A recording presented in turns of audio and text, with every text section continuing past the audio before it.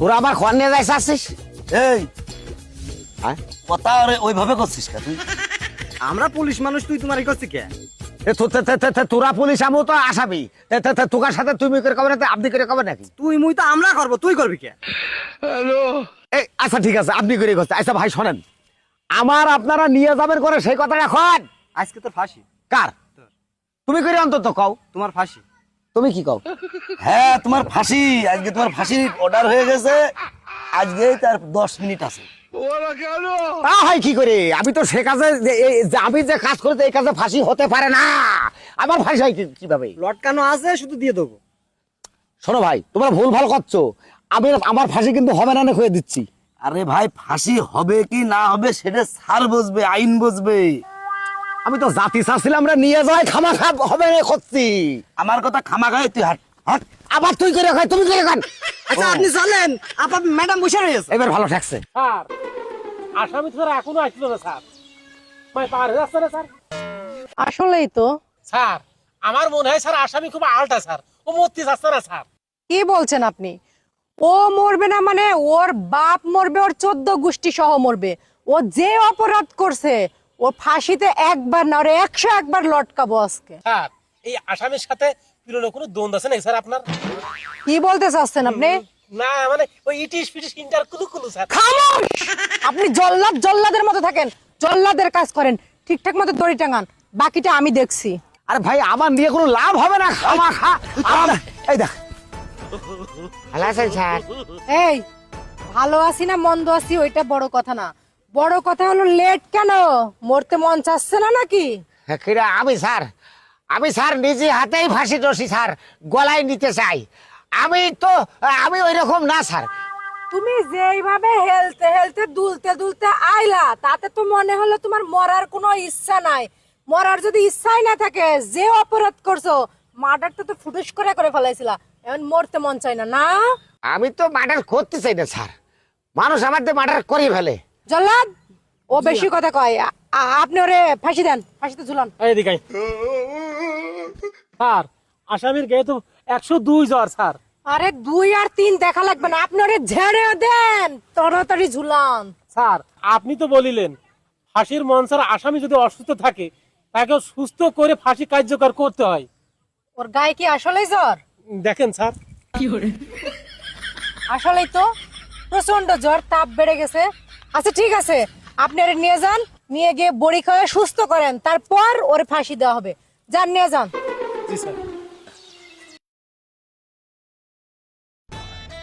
তাপমাত্রা এই ভাই এই হাত ছেড়ে দাও।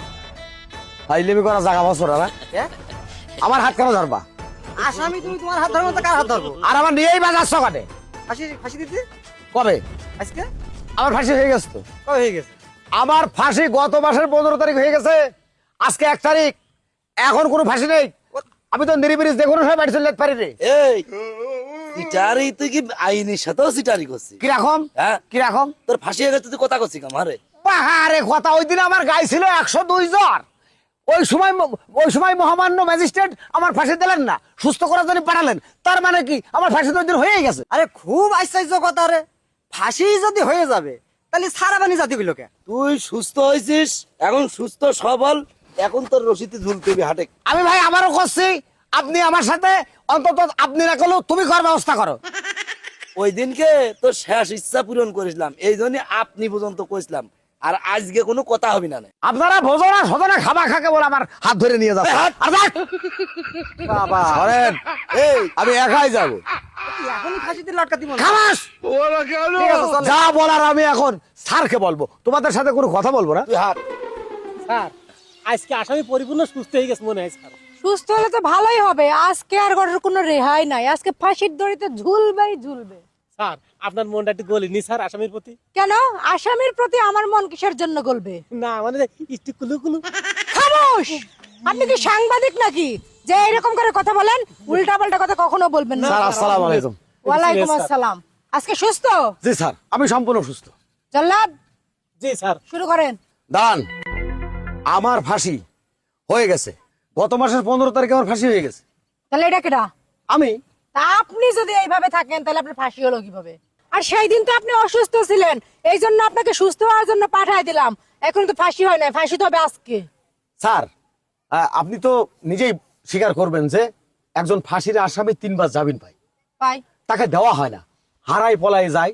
যদি আপনি এটাও স্বীকার করবেন যে একজন ফাঁসির আসামি অসুস্থ থাকা অবস্থায় সুস্থ না করিয়া ফাঁসির মঞ্চে ঝোলানো যায় না, স্বীকার করবেন তো স্যার? তো স্যার আমি তো গত মাসের 15 তারিখই আমার ফাঁসি হয়ে গেছে, আমি অসুস্থ ছিলাম, আমার ফাঁসি দেননি। আজকে মাসের 1 তারিখ, আজকে আবার ফাঁসি দিলে 2 বার ফাঁসি হয়ে না যায় না স্যার? আসলে আপনার কথায় লজিক আছে। স্যার আমি ঠিক না বেঠিক বলছি স্যার? স্যার আসলে ঠিক।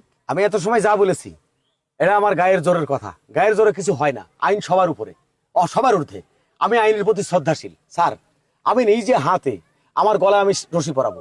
তবে এটা স্বীকার করুন যে স্যার এ পর্যন্ত আমি যা যা বলেছি সব ঠিকঠাক বলেছি। হ্যাঁ ঠিকঠাক। জি স্যার।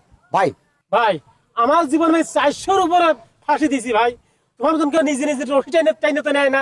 তুমি যে আইনের প্রতি খুব শ্রদ্ধাশীল ভাই। আরে আপনি থামেন, এর নিজে টানুক আর আপনি টানেন, আর ফাঁসি তো বড় কথা, ফাঁসি হয়ে যাক।